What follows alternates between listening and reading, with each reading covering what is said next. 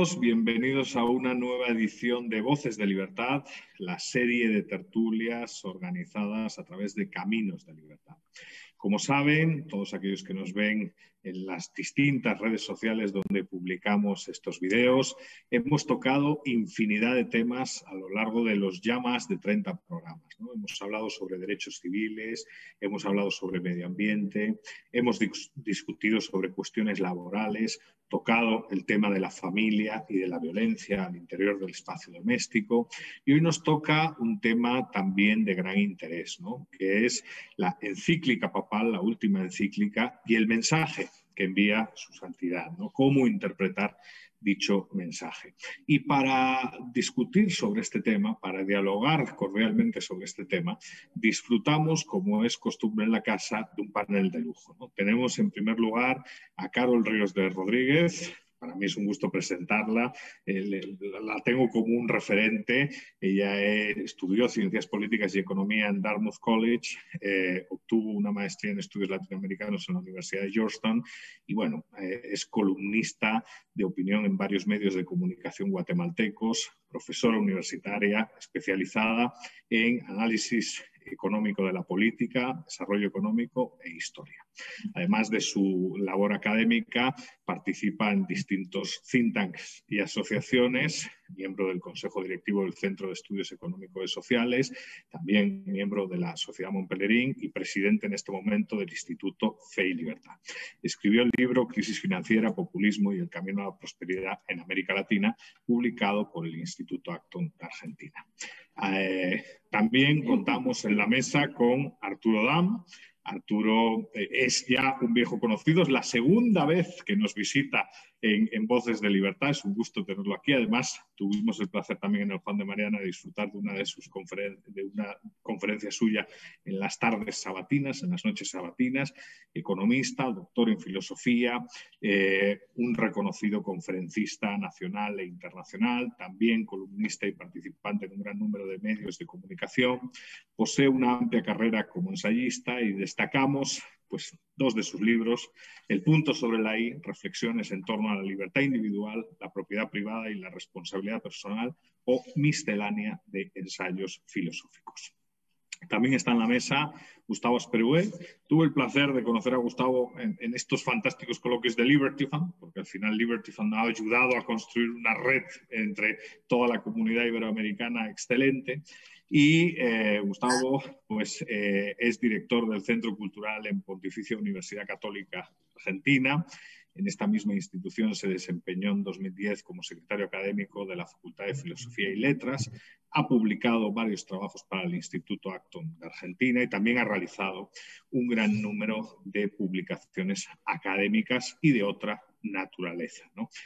Profesor invitado en varias universidades. Gustavo, bueno, destaca su trabajo en la Universidad de los Andes, en Chile.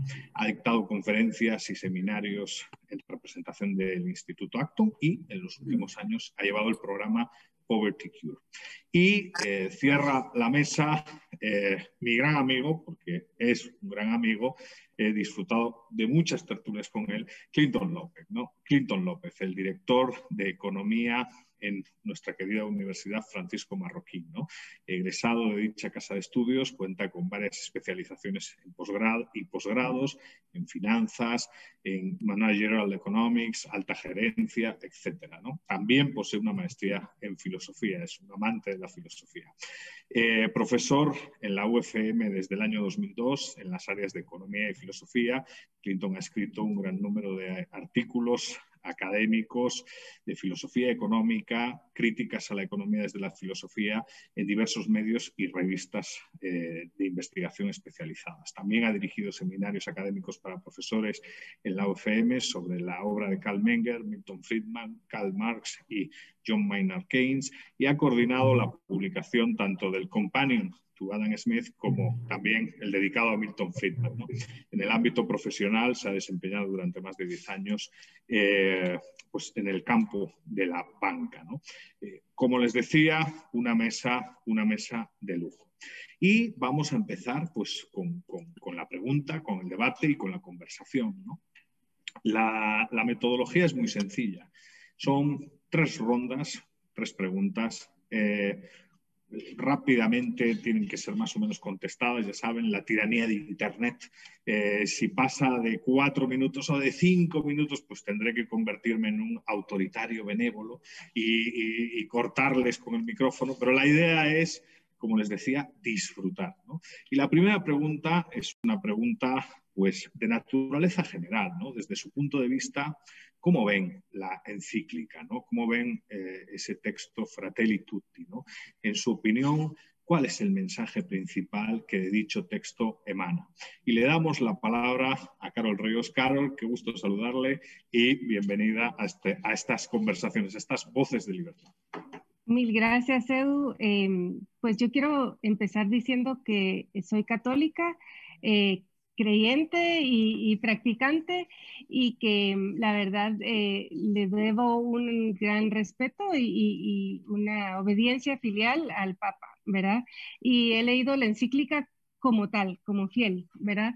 Y me parece que el punto aquí es un punto muy Francisco, digamos, es una encíclica muy suya, porque desde que él empezó su papado ha hecho mucho hincapié en los migrantes, en los olvidados, en los marginados, en el volcar la vista al otro y en aproximarnos a qué es el prójimo, quién es el prójimo.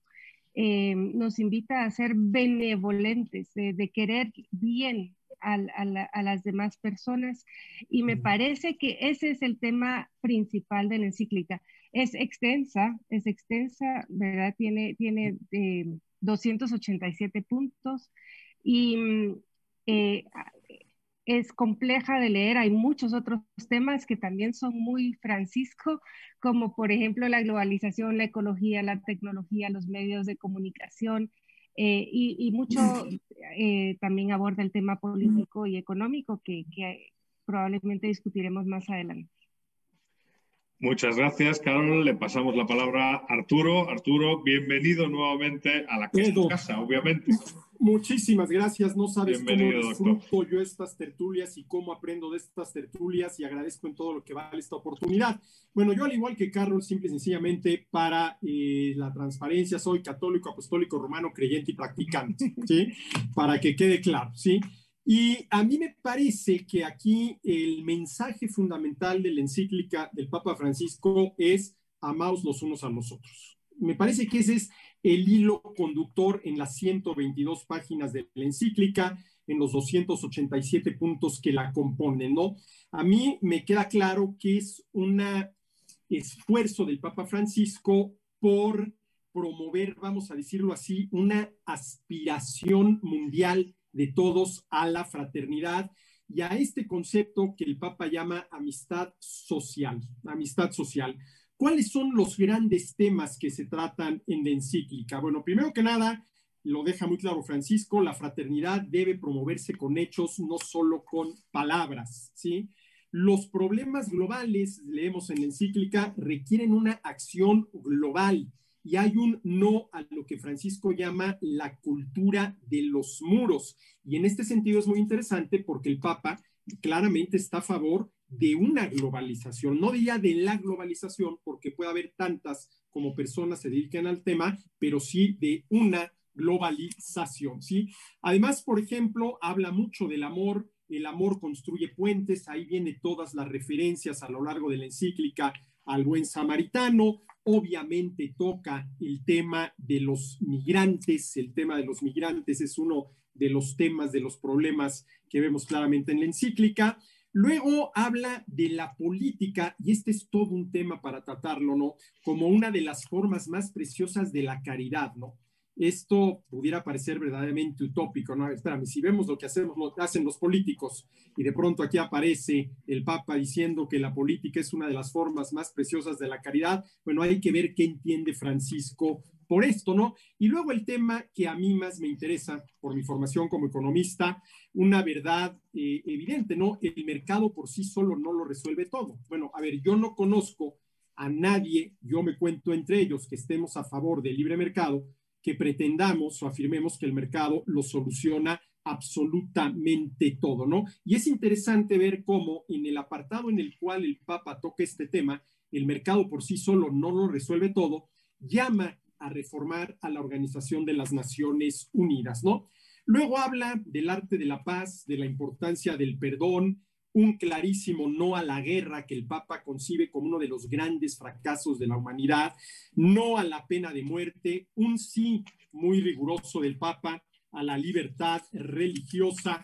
Interesante lo que dice el Papa, pero respondiendo a la pregunta, yo creo que la encíclica del Papa es un llamado muy claro a amarnos los unos a los otros, pero no nada más en el discurso, sino en los hechos, ¿no? Sino en los hechos. Y recuerdo, bueno, aquella famosa frase de San Agustín, ¿no? Que da para escribir 2 o 3 tesis doctorales. Ama y haz lo que quieras. Muchas gracias, Arturo, por las palabras. Y le pasamos el micro a Gustavo. Gustavo, bienvenido, que hacía tiempo que no nos veíamos, años que no nos veíamos. Es un placer tenerte aquí. Igualmente, Eduardo, sí, realmente hace ya bastante tiempo y recuerdo aquel encuentro de la Liberty Fund, la verdad que son un placer. Bueno, después de lo que dijeron Carol y Arturo, yo también me presento, yo también soy católico, coincido con lo que dijeron ellos, no quiero ser reiterativo, pero obviamente me parece que el título de la encíclica y su inicio es muy indicativo del mensaje central que se quiere transmitir, es decir, una suerte de llamado a una aspiración de fraternidad universal, de no encerrarnos, sino abrirnos al prójimo, es decir, está la clave de lectura de considerar a cualquier ser humano siempre con una dignidad enorme, tal como, digamos, el cristianismo nos propone hacer. Es decir, que este fundamento de que cada ser humano tiene una dignidad infinita lleva a esa aspiración de reconocerlo, de abrirnos a los demás como una propuesta de enriquecimiento para todos. Es decir, el encerrarnos, que podría ser una de esas actitudes que el Papa llama egoístas, lejos de enriquecernos, nos empobrece humanamente.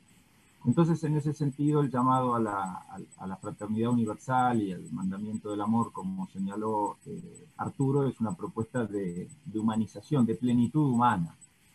Y yo coincido en que este es el mensaje central. A la luz de eso se entiende lo de los migrantes, por ejemplo. Bueno, todo lo que se dice sobre los pobres y los excluidos. Seguramente será el momento en alguna próxima pregunta de tratar el tema estrictamente económico, pero lo que a veces, quisiera decir ya desde ahora, genera cierta disonancia en la lectura de un texto como este, donde por una parte está clara la intención y el mensaje, que se mezcla con diagnósticos y con juicios acerca de por qué ciertos aspectos del mundo están funcionando como están funcionando, que generan justamente, bueno, no digo incomprensiones, pero generan sí hasta cierto rechazo, digamos, ¿no? Porque en un documento en que se llama a la fraternidad universal, por momentos uno podría leer ciertas afirmaciones como casi excluyendo de ese diálogo universal ciertos puntos de vista. Es decir, yo exagero un poco lo que quiero decir, pero en todo caso me interesa escuchar la opinión de todos ustedes. Hay un llamado a la fraternidad universal y por momentos parece decirse que el que piensa de alguna manera en algunos aspectos es una especie de fanático, que busca intereses de no sé qué sector. Entonces, yo no quiero ser ingenuo, en el mundo hay gente dispuesta a hacer el mal, digamos así. Pero me parece que se está juzgando una manera de pensar, un diagnóstico distinto de la realidad y se lo asocia a la mala intención y a los intereses ilegítimos. Con lo cual yo no quería dejar de señalar, coincidiendo con Carol y con Arturo, en esta primera pregunta, que el mensaje está muy claro, de amor universal, de amor al prójimo y de aspiración a una fraternidad, pero el texto por momentos dificulta ese camino porque parece excluir de la posibilidad del diálogo a quienes tienen ciertas ideas sobre un mundo mejor que parecen no coincidir con las del Papa. no ideas en materia moral o en materia de cristianismo, sino en materia de instituciones, en materia de organización económica, etcétera. Muchas gracias, Gustavo. Y cierra esta primera ronda Clinton, bienvenido. Es un gusto que estés aquí, ya sabes. Muchas gracias. La verdad, muchas gracias por la invitación. La verdad, me estaba disfrutando la lectura de la encíclica y además poder conversarla con este grupo de personas tan selecto me parece una oportunidad única. Para mí, la encíclica de Francisco tiene un mensaje central que coincide con los panelistas anteriores, que es inclusive basado en una parábola del buen samaritano, digamos, quién es tu prójimo y a la unidad, digamos, universal de los cristianos, lo cual me parece, y que uno no puede estar en desacuerdo, digamos. Yo no empecé definiéndome a mí mismo, digamos, pero habitualmente siempre digo que soy católico, pero que tengo influencias luteranas. Entonces, cuando los famosos fiscales de la fe que Francisco denuncia en otro momento me dicen, entonces no eres católico, entonces digo, bueno, entonces soy luterano católico, ¿no? Porque al final, digamos, estoy en el mundo y he asumido, digamos, la crítica que hemos hecho a la iglesia durante tantos siglos, ¿no? Entonces, uno no puede estar en desacuerdo con el fratelli tutti de que todos somos hermanos y de que en la cristiandad, digamos, buscamos una unidad. En eso yo no puedo estar en desacuerdo en eso. Donde tengo algunas dudas, digamos, y muy fuertes, digamos, es en la interpretación que hace Francisco de la solución. Y es el segundo mensaje. Creo yo que el mensaje está como dividido en tres partes, ¿no? Y la primera es la hermandad, que no puede estar en desacuerdo, el tema político, que me parece que él lo plantea como una solución central, digamos, al problema, que Arturo hablaba, digamos, de cuando habla de la reforma de la política, y me parece a mí que comete una cuestión muy peligrosa, porque yo, digamos, leyéndolo en función del Evangelio, me ponía a pensar, digamos, hay dos parábolas que para mí son importantísimas para criticar este aspecto. Una, la de los afanes, ¿no? La de los afanes, de que todo vendrá por añadidura, que no te tienes que preocupar específicamente. Y la segunda es la de a Dios lo que es de Dios y al César lo que es del César. Entonces, digamos, ¿cómo dentro de estas parábolas del Evangelio tú quieres generar condiciones para que todos los seres humanos no vivan en la miseria a través de un mecanismo político universal? Y cita la ONU. Entonces, a mí me parece que ahí hay un mensaje que yo no concuerdo, digamos, con él para nada.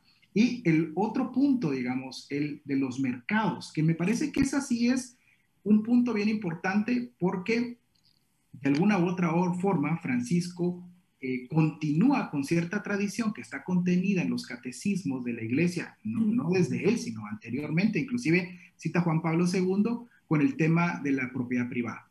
Y entonces a mí me parece que hay un mensaje claro que es una continuidad de la iglesia donde te dice que los bienes del mundo, el mundo ha sido creado para todos, ¿no? Y que entonces la propiedad privada está bien, pero que tiene una función universal pero no aclara, digamos, valora mucho el trabajo, pero no aclara qué pasa con los bienes frutos del trabajo. También esos son de todos y pareciera ser que él dice que sí, ¿no? Y hay una parte que me parece más peligrosa, la interpretación que haces de la noción, a ver, lo que tiene, cuando a alguien le sobra algo es porque le has quitado algo a alguien, dice, en esta noción de propiedad universal, ¿no?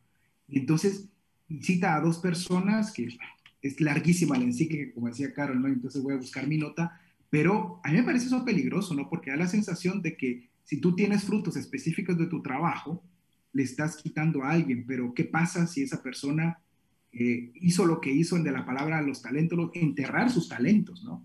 Entonces me parece que ahí hay un problema y concuerdo totalmente con Arturo, digamos que si tú eres economista o eres financiero, pareciera ser que te excluye el diálogo cuando está llamando a la fraternidad a todos, ¿no? Y bueno, creo que el tema de la economía y las finanzas estará probablemente en otra pregunta, pero para mí entonces, en resumen, tiene un mensaje central que es la unidad de todos los cristianos, pero tiene dos dimensiones importantes adicionales, que es el factor político, con el cual estoy en total desacuerdo, y el factor, digamos, de la crítica a los mercados, que concuerdo con Arturo, que probablemente es un imaginario que tiene de la economía de mercado, que piensa que los mercados solucionan absolutamente todo. Los mercados son eficientes, no perfectos, en proveer bienes y servicios, pero hay muchísimas dimensiones de la vida humana que no se resuelven en los mercados. Gracias. Muchas gracias por todas las opiniones, ¿no? Y vamos a pasar a ese segundo bloque que, como indicaba Clinton, pues efectivamente va a ir dirigido a la economía, ¿no? La idea aquí es, pues, reflexionar precisamente sobre los cimientos de conocimiento alrededor de la economía y política que se observan en el texto, ¿no? De verdad hay una evidencia interesante y profunda de cierto conocimiento sobre cómo funciona la economía, los mercados, todo este tipo de cuestiones.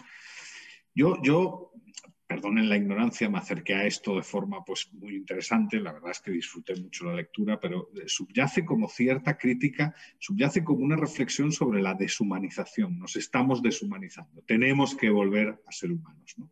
Y en esa recuperación de humanidad y de amor fraternal por, digamos, el resto, hay que aplicar soluciones de naturaleza política y soluciones de naturaleza económica. Pero de verdad, la visión de la economía es la acertada, o es acertada para unas cosas y un desacierto quizás para otras. Es una gama de grises. ¿Cómo ven la lectura económica? ¿Cómo interpretan la economía que hay en la encíclica, ¿no? Y como fue Arturo el primero que sacó el tema, y aquí vamos volteando de unos a otros, porque aquí de lo que se trata es de aprender a través del diálogo entre todos y charlar, pues como hasta el momento, de manera muy armónica, ¿no? Le vamos a pasar la palabra a Arturo. Arturo, nuevamente el micrófono es tuyo. Muchas gracias, Edu. Mira, yo recuerdo cuando Francisco llegó al pontificado, escribió un par de artículos en los cuales señalaba que qué gran papa podría ser Francisco si fuera mejor economista. Y lo primero que hay que ver es cómo entiende el Papa Francisco los mercados. Y esto los digo en serio, ¿no? A ver, toda la parte ética, moral, de costumbres, cuando lo uno a Francisco, yo estoy totalmente de acuerdo. Pero cuando empieza a hablar de economía en general, de los mercados en particular, ahí es donde empiezo yo a encontrar algunas deficiencias. Hay 4 grandes temas relacionados con la economía en la encíclica. Primero que nada, el tema del trabajo. Y permíteme citar lo que dice. Dice, el gran tema es el trabajo. Lo verdaderamente popular, porque promueve el bien del pueblo, es asegurar a todos la posibilidad de hacer brotar las semillas que Dios ha puesto en cada uno, sus capacidades, su iniciativa, sus fuerzas. Esa es la mejor ayuda para un pobre, el mejor camino hacia una existencia digna. Y luego viene algo que me llamó la atención. Por ello insisto, dice el Papa, en que ayudar a los pobres con dinero debe ser siempre una solución provisoria para resolver urgencias. El gran objetivo debería ser siempre permitirles una vida digna a través del trabajo. ¿Sí? Que me parece a mí que es lo que debe ser. A ver, lo digno es que nosotros vivamos gracias al trabajo propio. Eso con relación al trabajo. Luego me llama mucho la atención que cita nada más ni nada menos que a Juan Pablo II y habla de la función de los empresarios. Y cito a Francisco, dice, vuelvo a hacer mías y a proponer a todos unas palabras de San Juan Pablo II, cuya contundencia quizá no ha sido advertida. Dios ha dado la tierra a todo el género humano para que ella sustente a todos sus habitantes sin excluir a nadie ni privilegiar a ninguno. En esta línea, recuerdo que la tradición cristiana nunca reconoció como absoluto o intocable el derecho de propiedad privada y subrayó la función social de cualquier forma de propiedad privada. A ver, el problema es los recursos naturales, los que son un don de la naturaleza, aquellos con los que los seres humanos nos encontramos, que están allí, ahí yo estoy totalmente de acuerdo, a disposición de todos. El problema de la apropiación originaria de los recursos naturales, pero como lo señaló muy acertadamente Clinton, a ver, este vaso ya es producto de mi trabajo. Esto ya no puede ser ni propiedad, ni siquiera del que lo necesite, ¿no? Y es aquí donde creo que hay un primer defecto en las concepciones económicas del Papa. Habla del derecho de propiedad privada, ¿sí? Como si fuera lo mismo el derecho de propiedad privada sobre recursos naturales, que son un don de la naturaleza, y aquello que es producto del trabajo de las personas. Yo creo que esto hay que diferenciarlo, ¿sí? Luego está el tema del mercado. Bueno, esto que el Papa ha insistido mucho, el mercado no lo resuelve todo. Yo creo que lo primero que hay que tener en cuenta, Edu, es que hay que definir los términos, ¿no? A ver, ¿qué entendemos por mercado, no? Y a ver, el mercado no es más que la relación de intercambio entre un comprador y un vendedor. Eso es el mercado, ¿sí? Eso es el mercado, ¿sí? ¿Cuáles son las enormes ventajas del mercado? Bueno, que esa relación de intercambio hace posible la división del trabajo. Si no pudiéramos intercambiar, la división del trabajo saldría contraproducente y tendríamos que organizarnos de manera autárquica, que cada quien produzca todos los bienes y servicios que necesita y evidentemente nuestro nivel de bienestar sería ínfimo, ¿no? Entonces, lo primero que hay que hacer es definir el mercado y otras dos cosas importantes. Una vez que definimos qué es el mercado, definir qué es la economía de mercado. Y la economía de mercado se le puede considerar desde dos puntos de vista. Economía de mercado en el sentido literal del término y economía de mercado en el sentido institucional. A ver, son de mercado en el sentido literal del término aquellas economías en las cuales el intercambio es la actividad económica central, en torno a la cual gira todo lo demás. Aquellas economías en las cuales se produce para vender y se compra para consumir. Bueno, en ese sentido, todos nosotros operamos en una economía de mercado en el sentido literal del término. Y luego, en el sentido institucional del término, son de mercado aquellas economías en las cuales los derechos de los agentes económicos, tanto por el lado de la producción, oferta y venta de bienes y servicios, como su demanda, compra y consumo, están plenamente reconocidos, puntualmente definidos y jurídicamente garantizados. Y eso es lo que yo echo de menos cuando el Papa, no nada más en esta encíclica, en otros documentos, en algunos discursos que ha dado, habla del mercado, ¿sí? No hay clara la definición de mercado, de economía de mercado, el tema de la propiedad y también, sí, el tema de los empresarios. Para terminar, dice, es verdad que la actividad de los empresarios es una noble vocación orientada a producir riqueza y a mejorar el mundo para todos. Dios nos promueve, espera que desarrollemos las capacidades que nos dio y llenó el universo de potencialidades. En sus designios está que cada hombre llamado a promover su propio progreso. A ver, esto es interesante. Cada hombre llamado a promover su propio progreso. Esto incluye, dice Francisco, fomentar las capacidades económicas y tecnológicas para hacer crecer los bienes y aumentar la riqueza. Estas capacidades de los empresarios, que son un don de Dios, tendrían que orientarse claramente al desarrollo de las demás personas y a la superación de la miseria. Ahí es donde empieza el Papa a mezclar el tema económico, en qué consiste la empresariedad, con el tema social, ¿no? A ver, el empresario tiene que estar enfocado a producir riqueza, a producir bienes y servicios, con lo que esto supone en materia de creación de empleos y generación de ingresos. Pero yo sí veo aquí un Papa un poquito más condescendiente en el ámbito económico hacia la función empresarial, el tema del trabajo, y bueno, da muchísimo para analizar, pero creo que estos son los 4 grandes temas relacionados con la economía: la propiedad privada, el tema del mercado, el tema de la actividad empresarial y el tema del trabajo. Muchas gracias, Arturo. Le pasamos la palabra a Gustavo. Gustavo, ¿qué piensas en relación a la lectura económica? Sí, lo primero que me gustaría señalar acá es que cuando nosotros nos encontramos con pensamiento económico de un papa, siempre nos encontramos con una cosa contingente y opinable desde el punto de vista de la fe cristiana, ¿no? Yo lo quiero subrayar porque esto en general trae problemas. Yo aprovecho este foro para decir que la verdad es que esperaría que cada vez menos los papas se metan con estos temas, porque genera incluso a veces la dificultad de diálogo entre los propios católicos. Parece que ahora el Papa tiene la teoría económica, porque eso está escrito en una encíclica, y si bien acá estamos discutiendo libremente como corresponde, bueno, esto no siempre es así, porque parece que la visión del Papa es sobre la economía, una materia totalmente opinable desde el punto de vista de la fe, sería como la visión económica para un católico. Así que no quiero dejar de subrayar ese punto que espero y creo que debería tomarse más conciencia. Por otra parte, como tanto lo que se dice como lo que se critica en materia económica no suele tener referencias, como se acostumbra en un libro o en un paper académico, puede ser difícil interpretar. Bueno, pero este hombre está hablando de economía sin documentarse suficientemente o con quién se asesora. Y claro, como no están citadas las referencias, a veces se hace difícil. Uno que ve, ¿no? Bueno, ve que, por ejemplo, cuando la Academia Pontificia de Ciencias Sociales organiza encuentros, y hay algunos que van bastante seguido, por ejemplo, como Stiglitz, o que aparecen como referentes del pensamiento económico.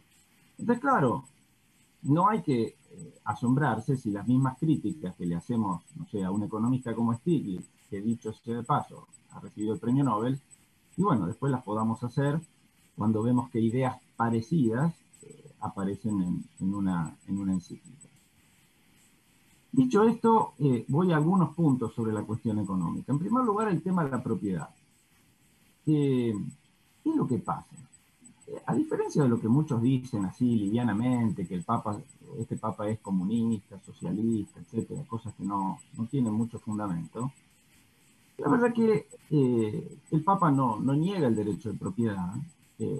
Tampoco este es un documento donde se dedica a justificarlo y a subrayar su importancia, digamos la verdad, sino que más bien es un documento en el que se centra en señalar su función social y su función al servicio, digamos, de un principio superior, que es el principio del destino universal de los bienes.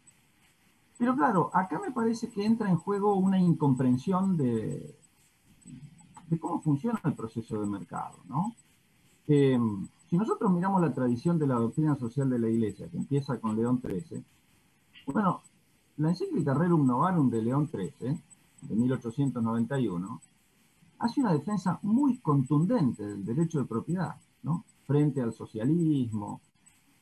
Y no es que León XIII se olvida del destino universal de los bienes, lo menciona específicamente diciendo que, bueno, no se puede decir que porque Dios creó las cosas para todos, no sea legítimo que cada uno se apropie de una parte. Y además, bastante inteligentemente, dice que no porque los bienes sean privados, o mejor dicho, aún siendo los bienes privados, sirven a la utilidad común. Este es el tema. Es decir, ¿qué es lo que pasa en una economía con una propiedad privada de los medios de producción? Que obviamente eso no es que le presta un servicio al propietario. Es más, si el propietario obtiene un beneficio, es porque con el uso de esos bienes está prestando un servicio a los demás.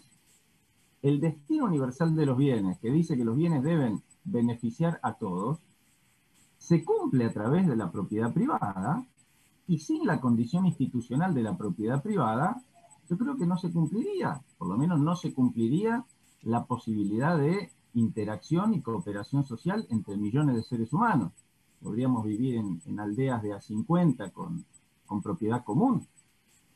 Entonces, esta falta de comprensión de la institución de la propiedad privada en el contexto de un proceso económico que para hacer posible la cooperación social extendida requiere de precios, etcétera, etcétera, todo lo que nosotros sabemos, me parece que lo lleva al Papa a creer que, bueno, buena parte de los desequilibrios económicos que él considera, que hay, bueno, gente muy rica y gente muy pobre, se debe a que la propiedad está, por decirlo de alguna manera, demasiado protegida, entre comillas. Ahora, cuando uno se pregunta en la práctica, ¿qué puede significar esto de que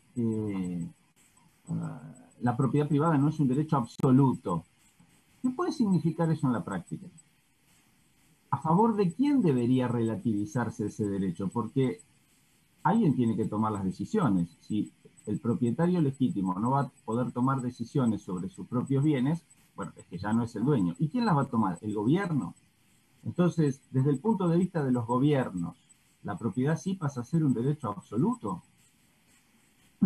Ahora, si cuando se dice que no es un derecho absoluto, a lo que se quiere exhortar es al buen uso de los propios bienes, bueno, eso es la tradición cristiana de siempre. Pero como decía León XIII, hay que distinguir lo que es una virtud de aquello de que puede ser exigido por medio de la ley. Y esta me parece que es una deficiencia que tiene Francisco, su falta de sensibilidad institucional, diría yo. Entonces están muy bien los llamados a la generosidad, a la caridad y a la fraternidad, pero a la pregunta, señor, ¿qué orden jurídico le parece a usted que va a favorecer la interacción humana? Y ese orden jurídico donde nosotros le pedimos a la ley simplemente, bueno, la defensa de la vida, la propiedad, la libertad y punto. No es que eso sea todo a lo cual un ser humano puede aspirar, pero es todo lo que conviene pedirle a la ley y no pedirle más para no desorganizar la convivencia humana. Entonces, muy me bien. parece... Ya he planteado 6 minutos y medio de límite, Arturo y Gustavo. Entonces, si quieres, 30 segundos para cerrar, Gustavo. No, por favor, luego seguimos. Muy bien, muy bien. Pues vamos a ampliar, porque es que, claro, además es que las intervenciones han sido muy interesantes y han ido al punto, a la reflexión económica. Pero por eso he subido el límite a 6 minutos y medio, porque la verdad es que queda muy bien y tenemos tiempo para la tercera ronda. Clinton, bienvenido. Gracias, Edu. Muy interesante, digamos, volviendo a Francisco. A mí me gusta hacer una interpretación, digamos, un poco más global, digamos, inclusive vinculando su encíclica anterior. Y creo, digamos, que el tema de la propiedad es un tema recogido en la tradición de la Iglesia con esta vocación universal. Estoy de acuerdo con lo que dice Gustavo, digamos, pero hay algo, digamos, que perdemos de vista, digamos, que va directamente vinculado, digamos, con, en mi opinión, un imaginario de la economía de mercado, más que con la economía de mercado, un prejuicio desde cierto horizonte particular que le ha tocado vivir a Francisco, digamos, que puede ser el peronismo argentino, yo qué sé, digamos, después de las dictaduras, y digamos, tal vez, digamos, él no ha logrado terminar de tirar esas barreras, digamos, que limitan sus visiones, pero me refiero al apartado 2, digamos, el parágrafo 2, digamos, de la encíclica, donde él mismo se cita a sí mismo hablando del Laudato Si vinculado a San Francisco de Asís. Y entonces él viene aquí, digamos, y lanza esa noción franciscana, ¿no?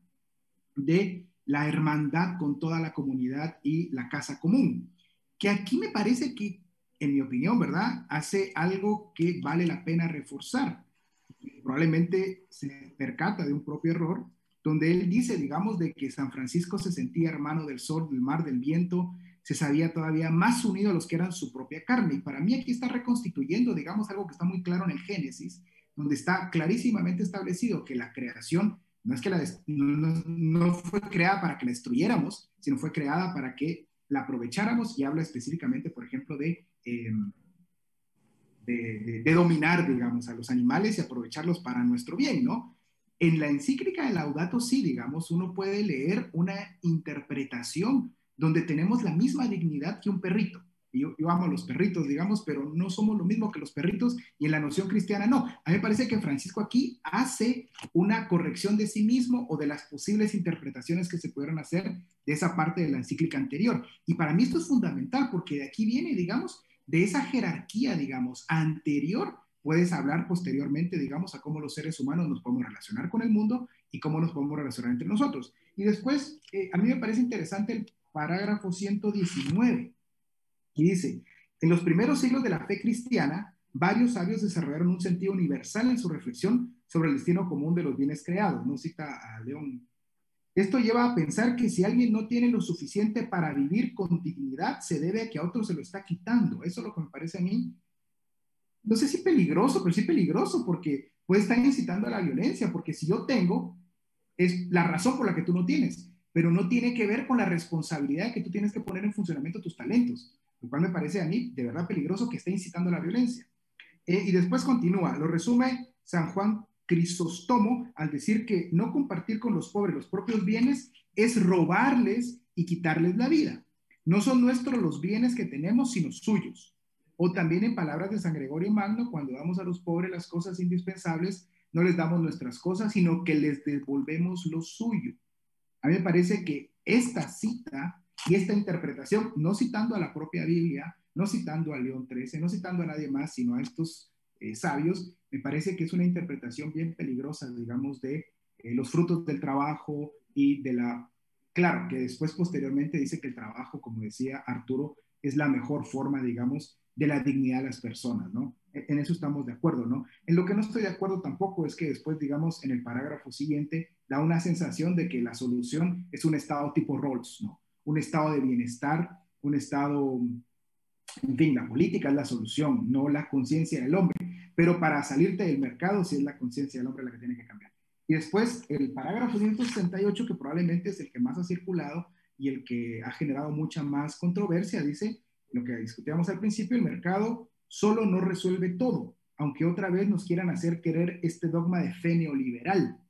yo quisiera preguntarle al Papa, digamos, si estuviera dispuesto a dialogar, ¿a quién ha escuchado? Que es un poco lo que decía, ¿no? ¿A quién ha escuchado? Cuando los que trabajamos en estos órdenes económicos, digamos, sabemos que los mercados, primero, no son perfectos, y segundo, que no resuelven todo, sino que tienen áreas de funcionamiento muy específicas y que no hemos encontrado nada más eficiente que los mercados. Y la último parágrafo que quiero señalar, el 189, dice, todavía estamos lejos de una globalización de los mercados humanos más básicos, dice, de los derechos humanos más básicos. Por eso la política mundial no puede dejar de colocar entre sus objetivos principales e imperiosos el de acabar eficazmente con el hambre. Fíjense, la política. No la, en fin, porque cuando la especulación financiera condiciona el precio de los alimentos tratándolos como cualquier mercancía, millones de personas sufren y mueren de hambre. A mí, aquí me parece, digamos, que yo discutía hace algunos días, digamos, de que no todo es marxismo, de que hay interpretaciones de Marx.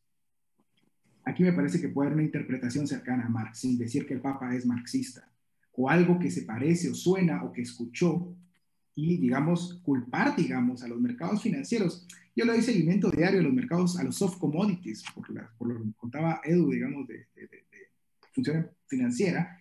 Y es cierto, los mercados financieros son complicados, pero sin esos mecanismos, digamos, de coordinación, que son imperfectos, que no son perfectos y que no lo resuelven todo, seguramente habría mucho menos producción de alimentos de la que hay y mucha más gente se estuviera muriendo de hambre, ¿no? Y volviendo al parágrafo 2, que me interesa tanto, digamos, esta noción de que Francisco, según yo, se corrige a sí mismo, hay que tener cuidado, ¿no? Porque en la noción de Laudato Si, donde los seres humanos tenemos la misma dignidad que mi perrito, o mi hijo, tenemos la misma dignidad que los perritos, ya no puedes justificar, digamos, la producción a la escala que se está haciendo para sostener a 7 billones de personas en el mundo. Entonces la pregunta es, ¿vas a sacrificar unos cuantos billones de personas para salvar el hábitat de algunos cuantos animalitos?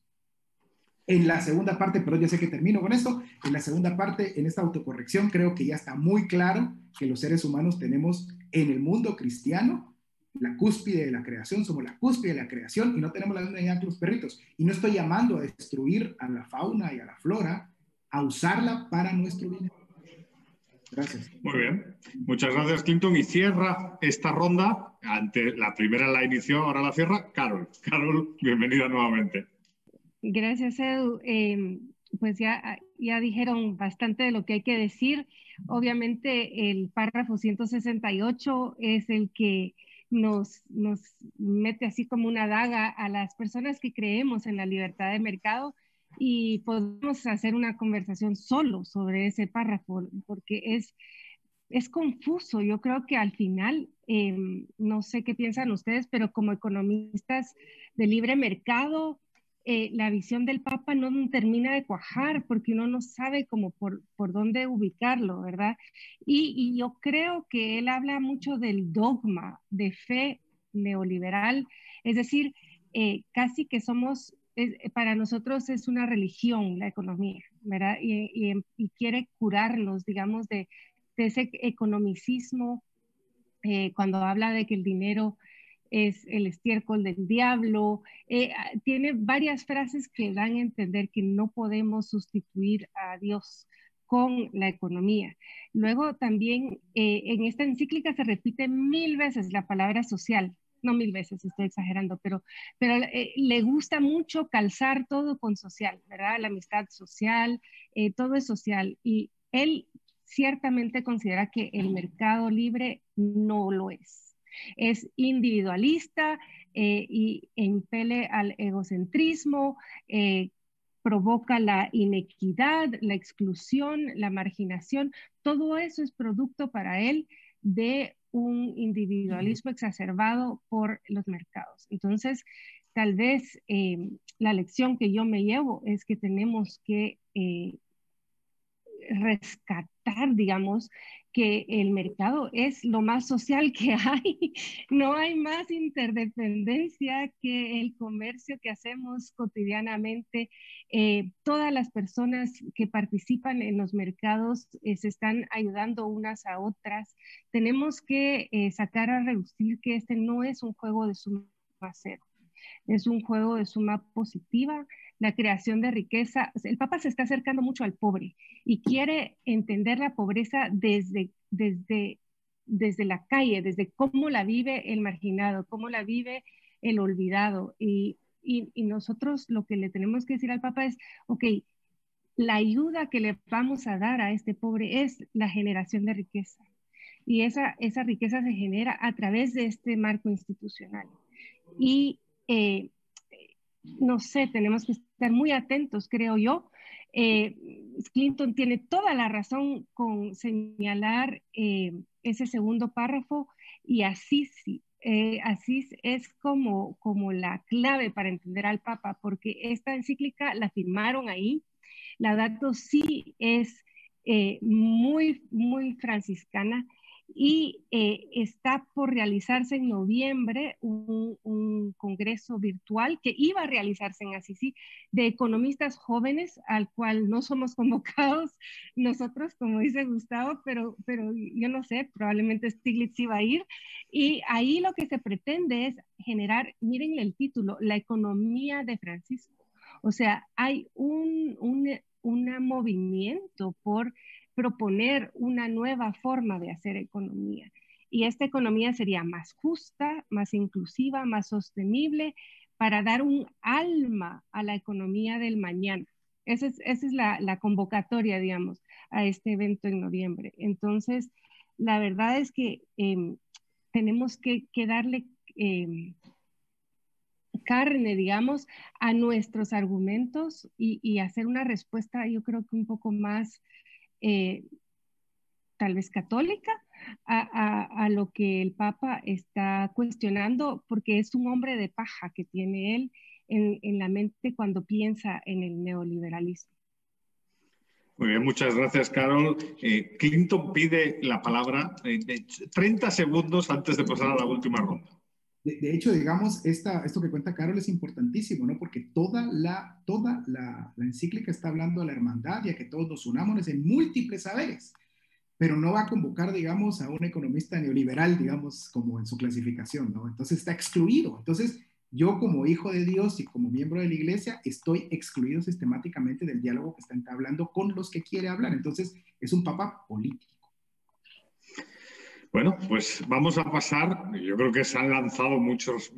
Yo creo que la audiencia va a disfrutar este debate, este diálogo, pero esta conversación yo por lo menos la he disfrutado mucho. Vamos a pasar a la última ronda, a la última pregunta, que es, como les decía al principio, pues una ronda general, ¿no?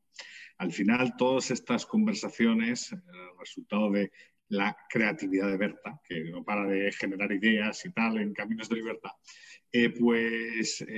surgen un poco como respuesta a una crisis mundial del COVID que en unos países pues, ha forzado confinamientos drásticos, como por ejemplo en Argentina o en España por momentos, que ha provocado una crisis económica grave, que ha representado una ventana de oportunidad para poner en riesgo la estructura de derechos y libertades, ¿no? Por ejemplo, en España, la libertad de expresión desafortunadamente no pasa por sus mejores momentos, la libertad de asociación tampoco, ni qué decir tiene todo lo que tiene que ver con libertad de reunión, libertad de manifestación, movimiento, todo eso está limitado. Entonces, vivimos tiempos complicados, ¿no?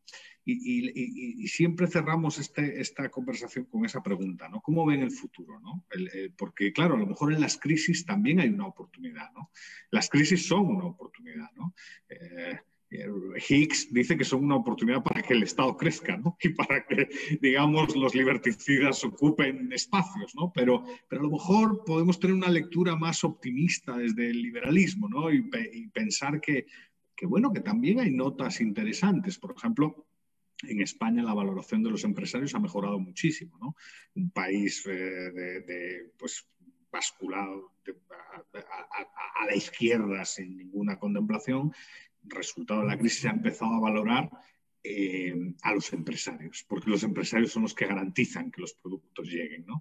Porque los empresarios son eficaces, ¿no? A la hora de, pues eso, cooperar socialmente, ¿no? Porque de verdad ellos sí se preocupan de las cuestiones sociales, ¿no? El mando único con la importación de mascarillas y todo eso generó un desastre y tal. Entonces, ¿qué visión tienen, ¿no? Nos esperan años duros.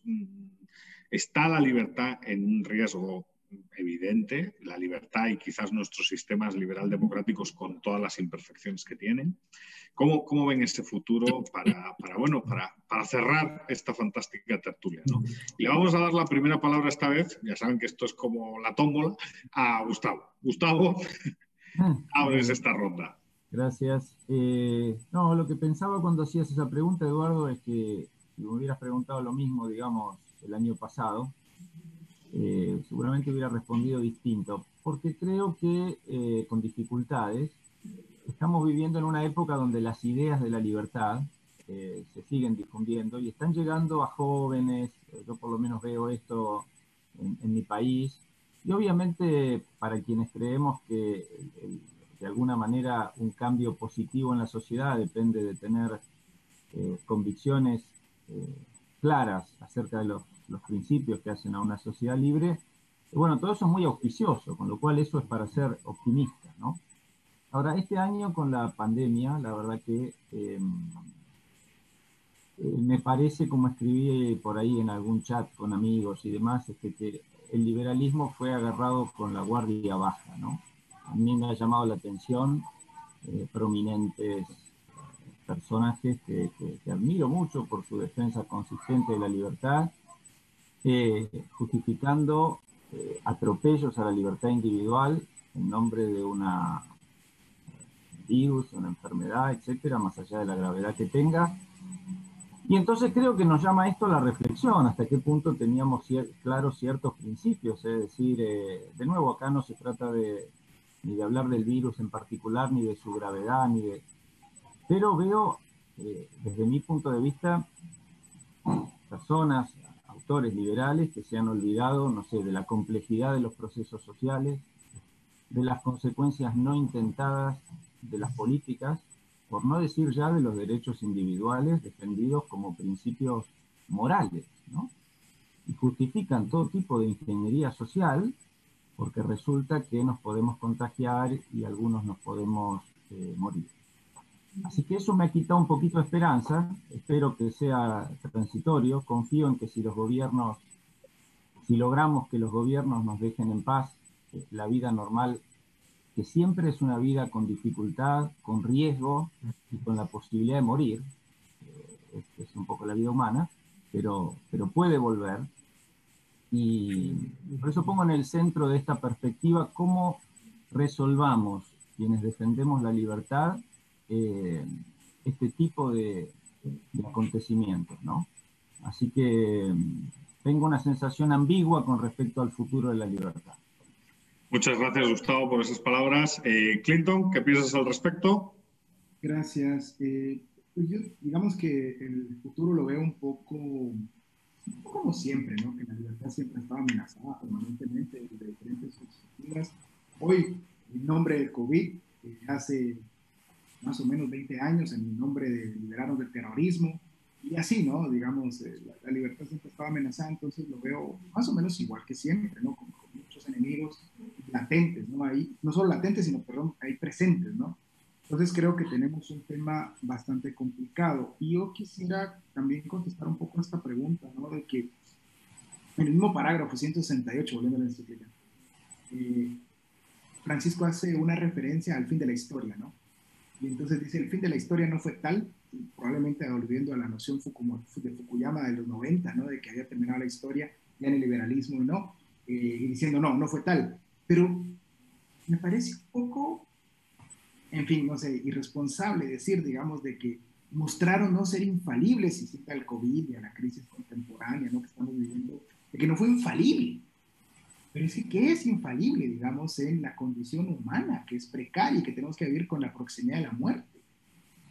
Sí, entonces, creo yo, digamos, que el futuro se ve igual que siempre, ambiguo, ¿no? O sea, algunas personas abogando, los menos, por la libertad y la responsabilidad individual, y la mayoría, digamos, tratando de socavar la libertad en nombre de cualquier causa. Y que el Papa les está dando a muchas personas esos elementos, invocando a una reforma política mundial a través de la ONU, un gobierno mundial. parece peligroso lo que está haciendo Francisco.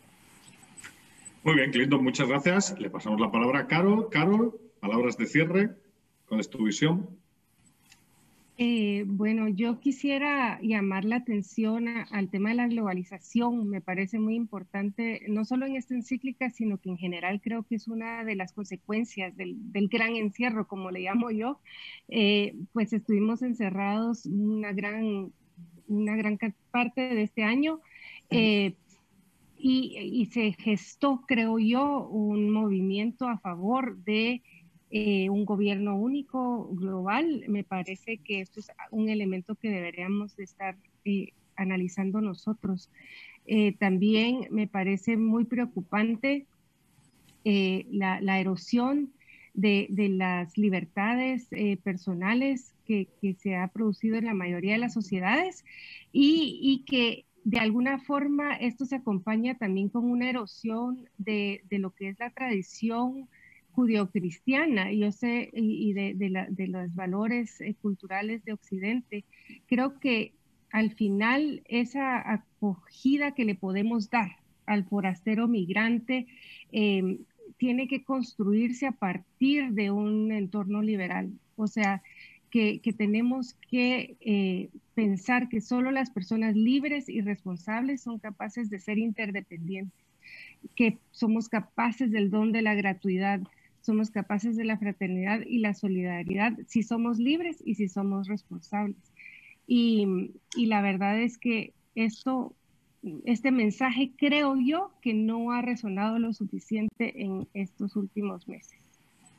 Muchas gracias, Carol. Y cierra a Arturo. Arturo, Edu, cuéntanos tus impresiones, porque en este tema ya habías opinado, pero cuéntanos tus impresiones. Muchísimas gracias, Edu. Mira, nada más dos comentarios finales, ¿no? Esta referencia del Papa al dogma de fe neoliberal. Si por neoliberalismo entendemos algo económico y al neoliberalismo se le asocia fundamentalmente con la economía, y por neoliberalismo entendemos el consenso de Washington, ese decálogo que en los años 80 se presentaron para poder lograr mayor progreso económico, cada uno de esos puntos del consenso de Washington, de aquel decálogo, se puede explicar racionalmente a partir de la lógica económica. Entonces está muy lejos, Edu, de ser un dogma, ¿sí? Y con respecto a la pregunta que hiciste, bueno, ¿cómo vemos el futuro de la libertad ante todo esto que estamos viviendo? Mira, déjame citar al gran Henry Louis Mencken, el famosísimo periodista, editor, crítico social estadounidense, a quien se le conocía como el sabio de Baltimore, quien entre muchísimas frases verdaderamente maravillosas tiene esta, dice: todo el objetivo de la política práctica es mantener a la población alarmada y por lo tanto clamorosa de ser conducida a un lugar seguro por una serie interminable de duendes, la mayoría de ellos imaginarios. Sí, todo el objetivo de la política práctica es mantener a la población alarmada por una serie interminable de duendes, la mayoría de ellos imaginarios. Yo no estoy diciendo que el COVID-19 sea algo imaginario, no, es algo real. Pero que este tipo de situaciones le da a los gobiernos el pretexto para meterse muchas veces hasta la cocina, como decimos aquí en México, sin duda alguna, y ahí es donde quienes habitamos esa casa tenemos que estar muy pendientes, muy vigilantes de que el gobierno no se nos vaya a meter hasta la cocina. Muchas gracias. Pues qué decir, una tertulia fantástica, yo me lo he pasado genial, además ha sido un gusto verles, que llevábamos tiempo sin vernos.